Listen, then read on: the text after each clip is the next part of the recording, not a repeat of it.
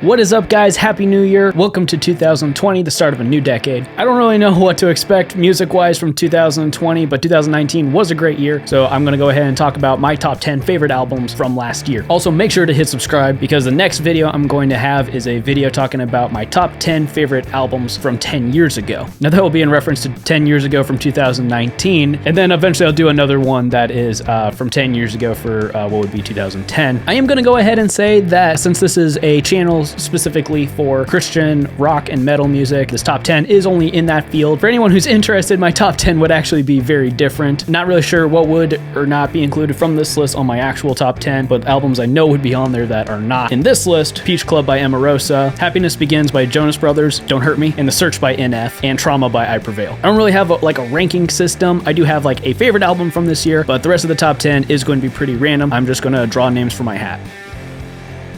Mix them up real good, no peeking. All right, so the first album we're going to talk about is War by Demon Hunter. I'm going to go ahead and get this out of the way now because Peace is in there too. Demon Hunter did a double album in 2019, and it's really cool. It really does feel like one complete work of art while also having a consistency in of itself. War was more of the heavy stuff, and then Peace was a lot more melodic. I do have a review for this album. I will leave a link to that in the description. It's also an unboxing of the deluxe packaging that they had. We got over 20 Demon Hunter songs, just bam. And the fact that they mostly hold up on their own and both albums have their own character while also being able to work well together is really cool. All right, so next on the list we got All Hail by Norma Jean. Norma Jean are really hit and miss with me. Every now and then they have a record that I adore, and then some of their records don't really live up for me. For instance, I think Wrongdoers is one of my favorite hardcore, metalcore kind of records ever made, and then Polar Similar I was kind of indifferent about, and then it's even more hit and miss when you go deeper into their catalog. But honestly, after listening to it a couple times, All Hail might be the best Norma Jean record ever made. It has a very distinct sound, beautifully produced thanks to the mastermind that is Will Putney, but it's also like incredibly diverse. There's actually some like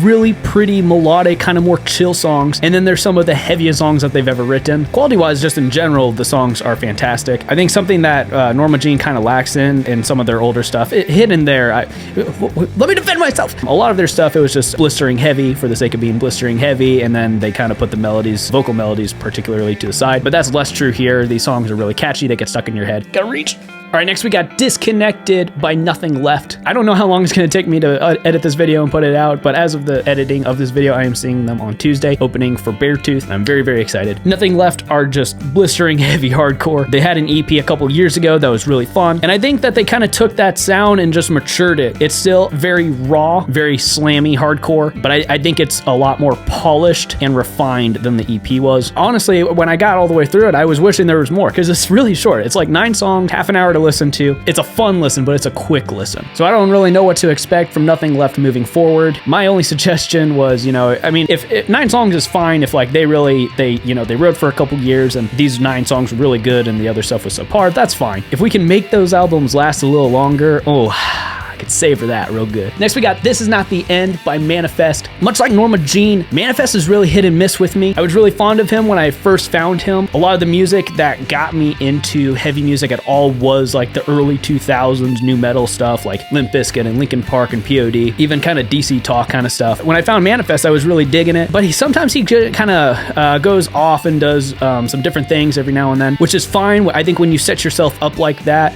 weird mesh of a genre, you do have the ability to branch out and do different things and still sound like you. I think Linkin Park is probably the best example of that. And This Is Not the End is like a cool balance of taking the two polar opposites and just putting them together and resting well. Like there's some songs that are just like rock songs, and then there's some songs that are kind of mainstream, kind of hip hop kind of tunes. There's a little bit of overlap, but for the most part, those things stay separate. And I think part of why it works is that the production style just kind of sits over the whole record as a blanket. And then also just the track order of the album that makes it flow really well together. I think it might be Manifest's best record since Fighter, maybe even The Chase. All right, next we got Hostile Minds by Bloodlines. I've actually been a huge fan of Bloodlines for a long time. If you don't know who they are, they're a small hardcore band from Texas, and they just slay. I was really excited when I found out that they were making their first full-length record, and I gotta say, it delivers. Got some blistering heavy stuff. They pull out some really nice, more melodic stuff every now and then. Plus, in the current Christian hardcore, rock, metal music scene, a lot of the lyrics are kind of, not that they're shallow, shallow, but they're less direct, or they kind of beat behind the bush of what they're talking about, or can be interpreted multiple ways. And Bloodlines just writes honest music that is bold about the Christian faith, and I think that's refreshing. All right, so next is an EP, actually. It is The Evening Hate by Red. Like, honestly, just the song Evening Hate is enough for me to get really going. It's probably my favorite song that Red has made since Until We Have Faces in 2011. The production's really cool. The song progression is really interesting. It does some really cool creative things. It's catchy. It's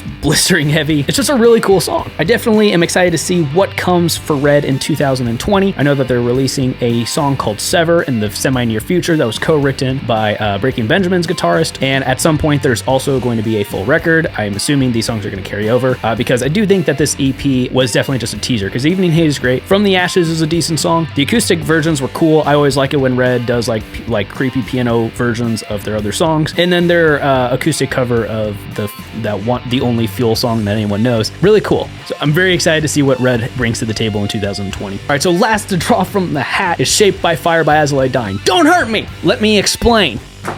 Not the last from the hat. As I Lay Dying has said absolutely nothing about their stance in the Christian music scene since their reunion and Tim Lambesis being released from prison. However, I genuinely do think that he is turning his life around. I think it's our jobs as Christians as well to be willing to accept the fact that he is turning his life around if he is. That really comes in his music. I'm not just talking about of what he's been saying and stuff he said in interviews. It's really in the music. And that's besides the fact that instrumentally, it's probably the best As I Lay Dying record ever made. So yeah, I realize that some of you might not even want it on this list or me to talk about As I Lay Dying at all, but I don't care. All right, so the actual last one from the hat is The Act by The Devil Wears Prada. It's been really cool to see them evolve over the years, because I've been a fan of them since, I don't know, probably the Zombie EP is probably when I started listening to, like, when I was in like 6th grade or something, when I first found out metalcore was a thing. They were probably the second or third band I ever found. Even if people don't really get on board with it, I think the average musician and songwriter at least can respect it, and I think it's healthy for the metal scene and the hardcore scene. All right, so the last one, I'm not pulling from the hat. It's genuinely my favorite album of the year. It is Eclipse by Wolves at the Gate. I've always been a fan of Wolves at the Gate. I remember when they signed to Solid State Record. They don't know how to make bad music, but Eclipse has got to take the cake for their best work. I'm a riff guy. I like cool riffs. This album is just full of riffs. In some weird way, it's like if Breaking Benjamin was a hardcore band. Lyrically, there's a lot of really cool matters. Plus, these are just some of the coolest guys on the face of the planet. Sad story, I bought the record at the show, and it was like a month before it came out. I was actually helping them leave the venue and loading their gear up into their van, and then I went out to eat with them. But in the midst of doing that, I left the CD, and I had to wait an extra 3 weeks to listen to it. But it was worth the wait because it was so good. So in case this wasn't apparent, this video is 100% my opinion. I want to know what you guys think. I want to know what your top 10 records of the year are. You can limit yourself to the Christian stuff, or you can tell me just overall. So leave in the comments down below what your top 10 favorite records of the year were. Thank you guys for watching. Please make sure to subscribe. I got some cool stuff coming in 2020 for you.